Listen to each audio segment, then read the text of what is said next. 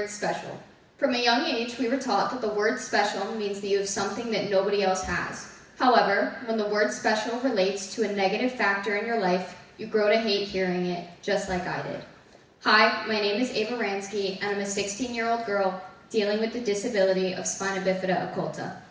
When I was 1 day old, I was diagnosed with it, and I had my first surgery when I was 3 months old. The surgery was quick, about 3 days, in and out. I was good to go home, and I lived a pretty normal childhood.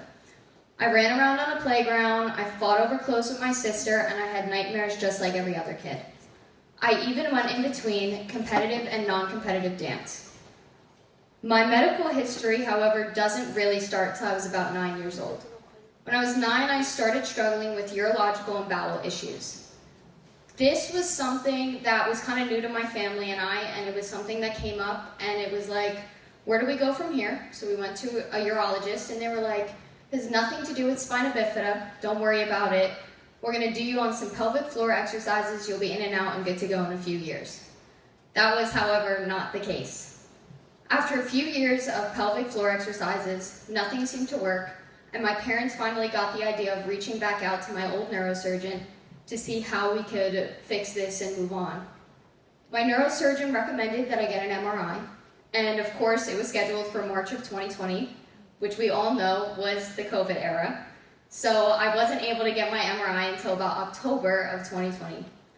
Once I got my MRI, I found out that my spinal cord had retethered and I was going to need a surgery. My parents scheduled it almost immediately, and I was able to go in for surgery. A little background information on spina bifida occulta is that when I was born, my L4 and L5 vertebrae grew with a gap in between them, and a tumor grew through, and my spinal cord wrapped around this. This initially happened again, which is why I had this 2021 surgery. Surgery was scheduled February 9th of 2021. I went in, had a pretty easy surgery. It wasn't a super long hospital stay, but it wasn't something that I quite remembered because my medical history gets a little jumbled later on. The two things, however, that stuck out from this surgery was number one, as soon as I woke up, I couldn't feel my right foot. I immediately let the doctors know, and they were kind of like, don't worry, it'll come back when the anesthesia wears off. To this day, I still can't feel half my right foot from the middle of my foot up, which means that I had to quit my favorite hobby of dancing. It was a tough pill to swallow at the age of 13 years old because it's something that I'd been doing for 10 years, but it was something that I persevered from and continued. Another issue that I struggled from the 2021 surgery was that I had to start self-cathering. That means that I have to use a stick to use the bathroom due to the fact that my bladder can't release itself on its own. This was also a tough time because I, as a 13-year-old girl, found it embarrassing to have to pull something out of my backpack every time to use the bathroom. But again, it was something that I could look over and continue from. However, after this surgery, I still dealt with leg and back pain, and my parents finally decided to reach out to the Children's Hospital of Philadelphia. This is more commonly known as CHOP, which I'll reference to more in my talk. So we went to CHOP, and they have a spina bifida group, and they told me that, let's get you an MRI, let's see what's going on. I get the MRI, they let me know that my spinal cord was never untethered from the last surgery, and that it had now been tethered in 3 different spots, and I had 3 different tumors. They wanted to schedule my surgery pretty soon after, so April 1st of 2022 was my first CHOP surgery. It was right at the start of the 4th marking period of my sophomore year at school, and I was excited, I was optimistic because, this doctor reassured me that not only would my hopeful bowel and bladder issues improve, but he could get rid of my pain. This was, in fact, not the case. I had a 12-day long hospital stay. It was a long and a hard stay because I was away from my family. I lived with my mom for the 12 days in a tiny little hospital room. I was away from my friends, and I was suffering from CSF headaches. This meant that because of the cerebral spinal fluid in my back, it caused it to shoot up and give horrible migraines anytime you would sit up, so I was limited to about 30 seconds of sitting up a day. It was pretty brutal, but it was, again, something that they said could go away in a matter of a week or a few months, but it wasn't anything permanent. Another new thing that I had from the surgery was a drain. The drain was a little tube attached into my back, supposed to help with the CSF leaks and anything going on. And I had it in for the full 12 days.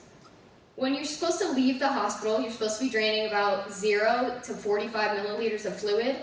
When I left the hospital and they pulled it, I was still draining about 200 milliliters. But they felt that, I had it in for so long and it wasn't really decreasing, that hopefully the swelling would go down on its own. I got home after 12 long days and the swelling went down and everything was okay. And then about a week in, the swelling came back and I started struggling with some really bad back pain and leg pain, and my back kind of looks like a cloud that you could jump on with how squishy it was.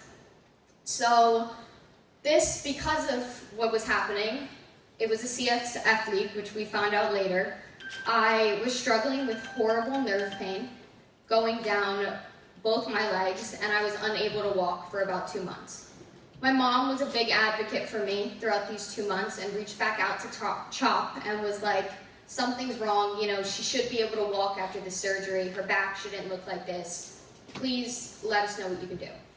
So on the last day, June 16th, it was the last day of school of my sophomore year, CHOP is like, hey, let's have her in for an emergency MRI. We want to see what's going on. I had a horrible MRI, it was painful, but I don't know, me and my mom were kind of expecting to be in and out, ready to go. That was not the case. I remember getting out of the MRI and being wheeled to the main hospital, and my mom and a doctor behind me talking about how I was going to need to go in for emergency surgery the next day. I go in for the emergency surgery the next day, and things were looking up again. I was still optimistic because, after a crappy 2 months of not being able to walk and, struggling with not being able to see my friends and not being able to go to school, I was ready for this to be the time where everything went well. Because, it had gone wrong so many other times that it was like third time's the charm, this is it. So finally, after this surgery, it was a 6-day hospital stay, and the one change that they made was they were going to leave the drain in. They were going to send me home with it, which isn't that peculiar. It was pretty normal to do for some people, but it could stay in for up to a month. So I went home, and the one thing that I remember about going home for that little bit of time was that my legs didn't hurt, and I was able to walk, but I did get the headaches still, but I could take the headaches if it meant that I was able to see my friends and move around. So with the drain, I had I like to call it a little dog toy, it almost seemed like. It was a little squishy ball attached to my back, so I felt like a dog being walked almost. I wore a little belt and walked around, but it was okay because I could see people at this point. I remember that this was the night, it was about 3 weeks into having my drain on July 6th. I was hanging out with my 2 close friends watching The Summer I Turned Pretty, a popular show over the summer. When they stayed at my house till 12 o'clock, it was a really great day, to put a point to it. And I remember going to bed that night at 12 o'clock, and I woke up at 6 in the morning, and I was like, wow, I'm really achy, I'm really nauseous, something's off. So I called my mom, she's like, why don't you take a small dose of Valium that I had left over from the hospital, see if it could relax your muscles and you could go back to bed. I did that, went back to bed for about an hour, and woke up and couldn't move. My drain was burning, my legs were in so much pain. It was that kind of nausea that it was like you couldn't throw up, but that's all you felt. It was a horrible feeling to describe it in 3 words, so my parents immediately got on the phone with CHOP at 7 in the morning, and they were like, due to your medical history, we want to see you. We want to see you come in. However, I couldn't go on an ambulance because the ambulance would take me to a different hospital in New Jersey to then transport me to CHOP, and my parents didn't know what was going on. So my uncle and my dad saran wrapped me to a chair and helped me downstairs, and I went to CHOP in our old Suburban on an inflatable float, which is funny to talk about now, but was not funny at the time. So I finally get to CHOP, and they send me in for another MRI, and this was the worst time of my life. I can't even describe it. It was a horrible feeling because my drain burned so bad, and I had to lay on my back for the MRI. So of course I'm laying there for 2 hours pleading for the pain to stop. And I finally get out, and they kind of let me know that I have bacterial meningitis. This is a disease that can kill you or give you brain damage in mere hours of having it. So they immediately start me on antibiotics, and I have another 9 long day of hospital stay. It was a really just bad, confusing time in my life where I didn't know when it was going to be the uphill and you go over it. It was all this bad and I was ready for it to be good, and it just never seemed to hit every time that I was expecting it. However, I finally got home, but while at my hospital stay, they had to put a PICC line in, which meant that it was a IV that went through my artery because all my veins wound up blowing from the 3 previous hospital stays that I had. So I got my PICC line in, I got my medication, and I wound up being okay from the bacterial meningitis, but I was always tired. I didn't have any pain anymore, but my back was tough and I was insecure about it. I didn't like the way that my body looked because I hadn't been able to, walk or exercise for months on end. But I was finally able to go home, and there was no more hospital stays in sight. And I was just happy because it was my birthday, and it was the first time I got to see my friends in a few months. It was like going home, it was like taking a breath of fresh air. When you're special, you feel accomplished, so why do I feel exhausted constantly? Why am I still in pain? And why is special become such a bitter word to say?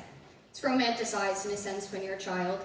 It's hard to be special sometimes when all you want to do is fit in. As much as I complain about school, at the time I wanted to go in and take that psych presentation and wanted to do that math test because at least I would be around people, which is something that I took for granted throughout my entire life until, it's ripped away from you so abruptly. Something that was a real struggle that I had was the stairs, because the stairs were hard enough when I had started just cathetering, and then when I was in a wheelchair for the 2 months that I was at schools for half days, it got worse. People looked at me like I could break at the drop of a pin, and nothing was quite as bad as the pity on everyone's faces. It made me feel so much worse about myself. And everybody looked at me like something was wrong with me. And I know at the time that something was wrong with me, but when I go to school, I want to escape what I'm living in every day. Something that really helped was my friends. Even though they were careful around me, they laughed with me. We talked like regular, and going to school lunch became a highlight of my day during May and June. They would make jokes and distract me from the stairs, and even though these things sound so small, they made a huge difference in my attitude and reminded me that there were positive times in this time in my life. My teachers and my family also made a huge difference. My law teacher took me on any field trips that we went on Zoom. So I would lay in my bed while they were out in the forest looking at chickens. Who knows? It was a random time and crime scene. But it was something that I'll never forget because I felt included even though I couldn't have been there. It's these precious little moments that remind me that this time wasn't all that bad, that there were positive moments. What I want you to do today after hearing my talk is spread awareness to not only my disability, but just your self-awareness when someone is going through something hard. Before this talk, I can bet not many of you knew what spina bifida is or have even heard of it.